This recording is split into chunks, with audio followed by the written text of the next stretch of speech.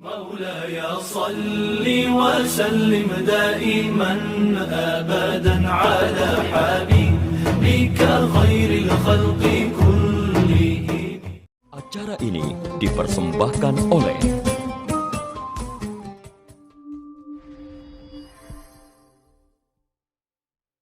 Assalamualaikum warahmatullahi wabarakatuh. Alhamdulillah, wassalatu wassalamu ala rasulillah wa ala alihi wa sahbihi wa mawalah, amma ba'du. Rekan-rekan sekalian, teman-teman, sahabat-sahabat, beriman itu tidak cukup hanya sekedar percaya. Bagi kita orang-orang yang berakal, mesti tahu dan mesti faham dengan berdasarkan akal kita. Jangan disamakan keimanan kita dengan orang-orang yang tidak mempunyai kemampuan untuk berpikir. Katakanlah orang-orang tua kita dahulu sering memberikan nasihat untuk beribadah, untuk sholat, untuk apapun tanpa ada alasan.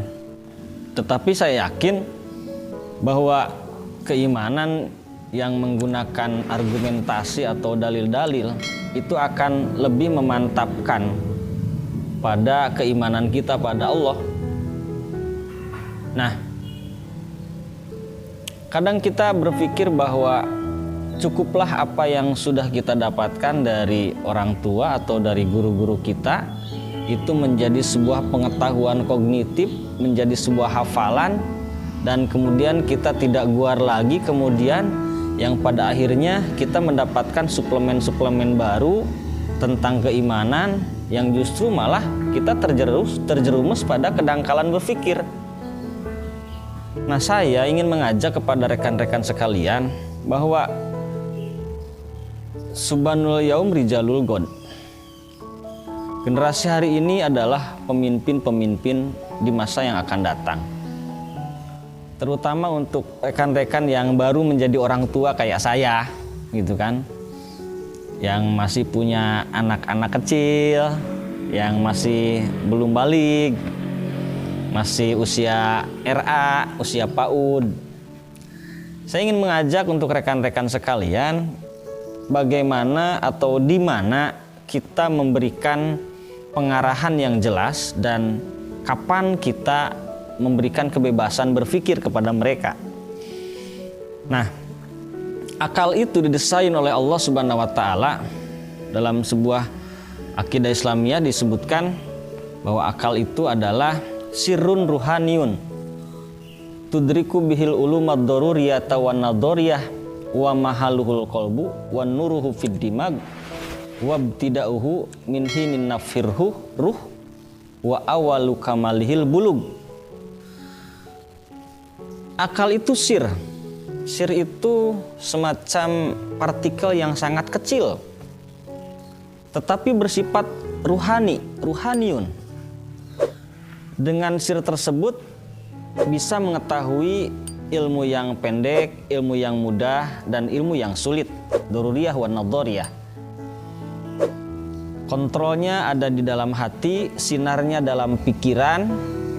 Awal mula ada akal dalam diri kita itu ketika usia 120 hari atau kurang lebih sekitar 4 bulan dalam rahim seorang ibu. Dan kesempurnaannya itu adalah pas waktu balik. Maka bisa jadi di usia 9 tahun untuk laki-laki yang sudah mimpi berhubungan atau keluar mani, atau untuk perempuan yang sudah haid di usia 9 tahun, atau laki-laki yang belum bermimpi itu di usia 15 tahun. Itu baru sempurna akal. Nah,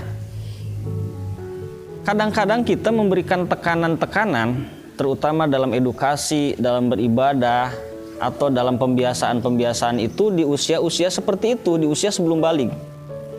Dan itu sifatnya tekanan, kadang menekan, terus ditekan supaya ini, supaya itu, supaya itu. Nah, bukan tidak boleh, tetapi yang lebih baik adalah bagaimana memberikan pengarahan dan memberikan contoh. Karena ada waktunya nanti di pasca balik itu kita akan membebaskan mereka. Tidak boleh dong sebelum kesempurnaan akalnya itu selesai kita bebaskan, anak-anak dibebaskan. Kadang-kadang hari ini banyak yang seperti itu. Kasihan anak saya, kalau tidak ini, kalau tidak itu nanti kasihan. Padahal di usia-usia sebelum balik itu mereka harus diberikan arahan, dibimbing, diberikan petunjuk mana merah, mana putih, mana hitam, mana jalan yang baik, mana jalan yang buruk, mana kemanfaatan, mana kemadaratan. Di usia-usia sebelum balik itu seperti itu. Nah nanti pas waktu balik kita tahu nih, orang tua itu wajib tahu kapan si anak itu balik. Kadang-kadang kita tidak tahu anak ini udah pegang HP, udah lihat foto laki-laki atau perempuan, atau kadang-kadang ada yang nyamperin di rumahnya. Kadang-kadang seperti itu. Padahal kita harus tahu kapan dia balik. Nah, pas waktu balik itulah dia harus dibebaskan. Nah, ketika dia bebaskan, kalau kita pengarahannya dari awal dengan akidah-akidah yang kuat, maka ketika dia dibebaskan, argumentasi keimanannya akan semakin dia mencari sendiri. Dia akan mencari alasan-alasan, argumen-argumen yang dia hafal sebelumnya.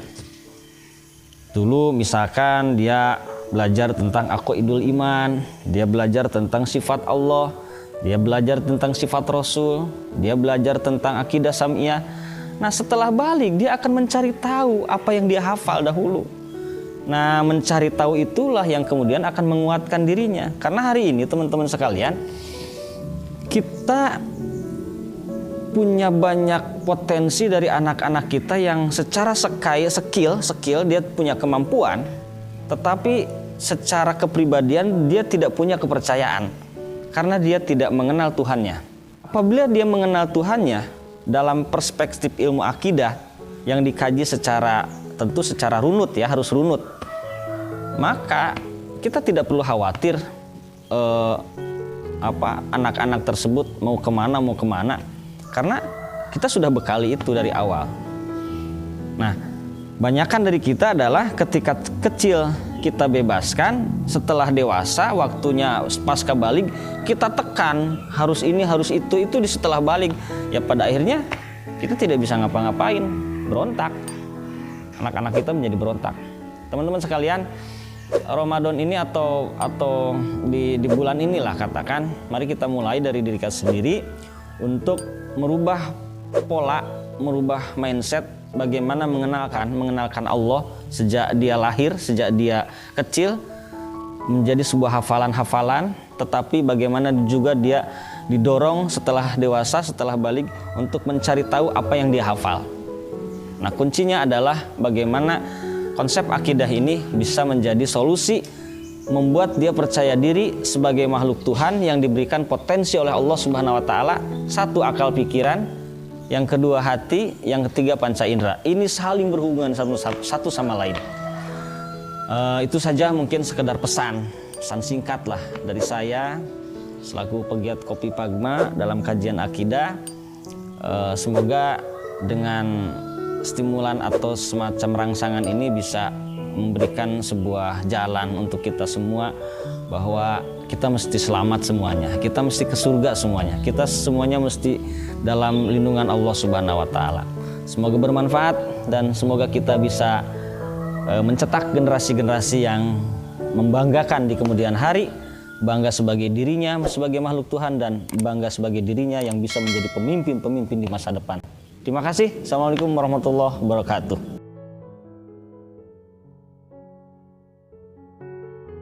Acara ini dipersembahkan oleh